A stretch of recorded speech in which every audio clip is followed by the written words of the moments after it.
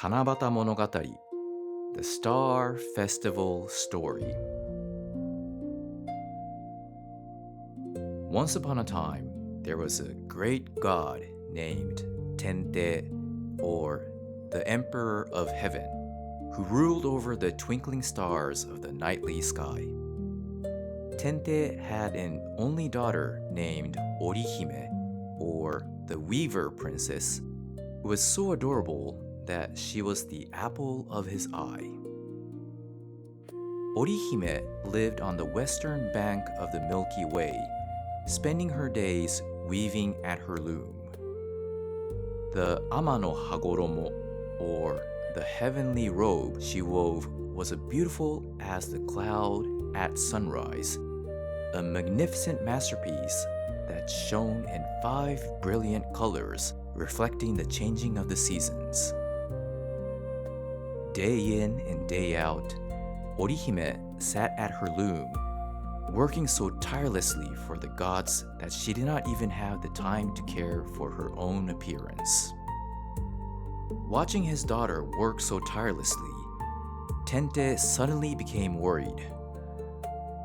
She does nothing but work and knows nothing of the joys of youth.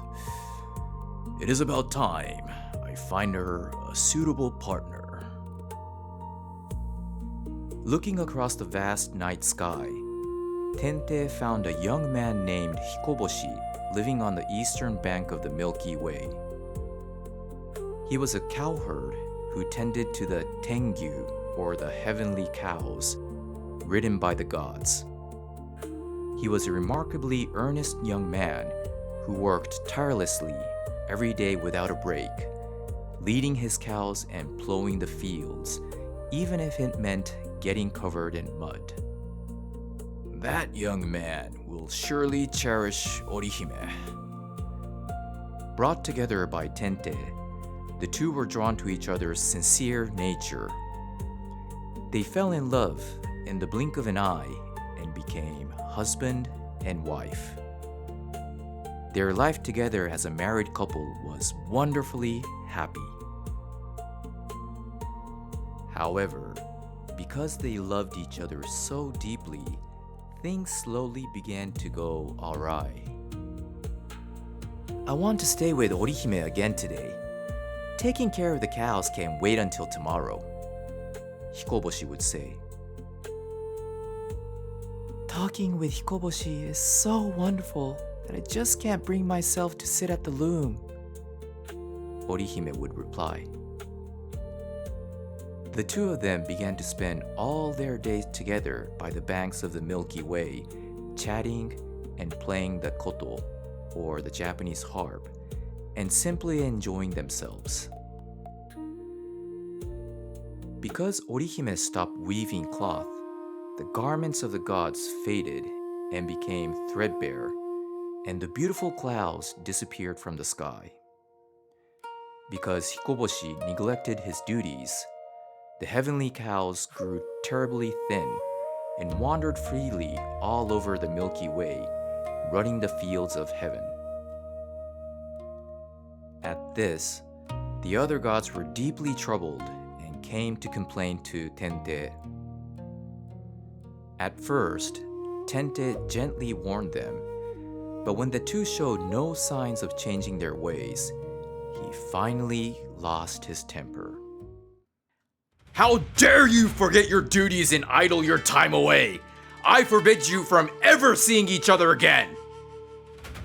In his anger, Tente tore the two apart, separating them on the eastern and western banks of the Milky Way.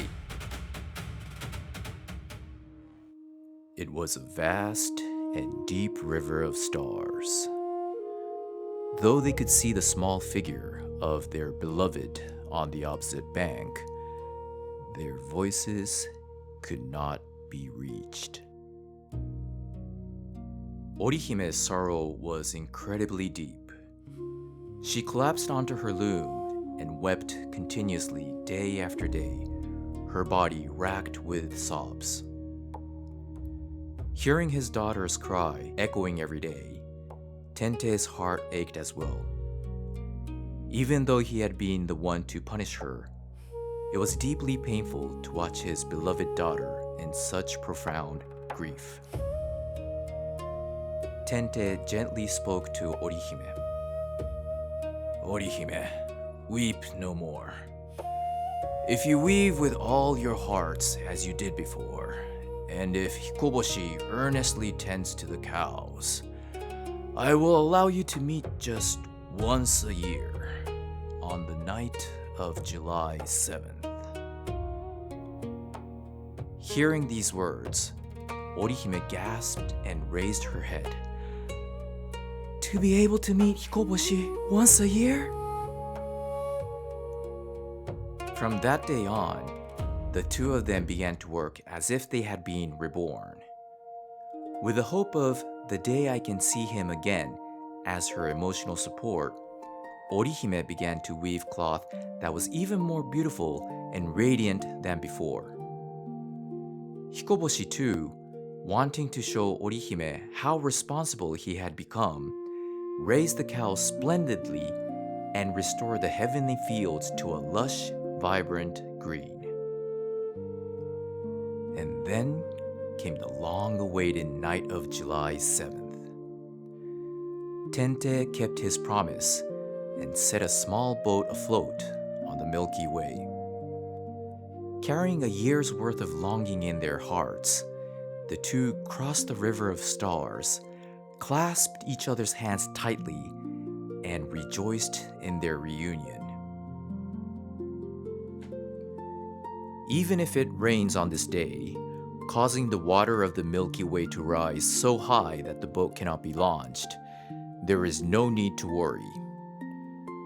Birds called magpies, knowing of the couple's devoted love, will fly in from out of nowhere.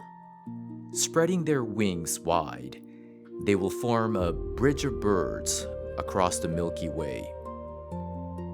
And so, keeping the hope of their once-a-year reunion in their hearts, Orihime and Hikoboshi continue to shine beautifully to this day, fulfilling their respective duties in the eastern and western night of sky.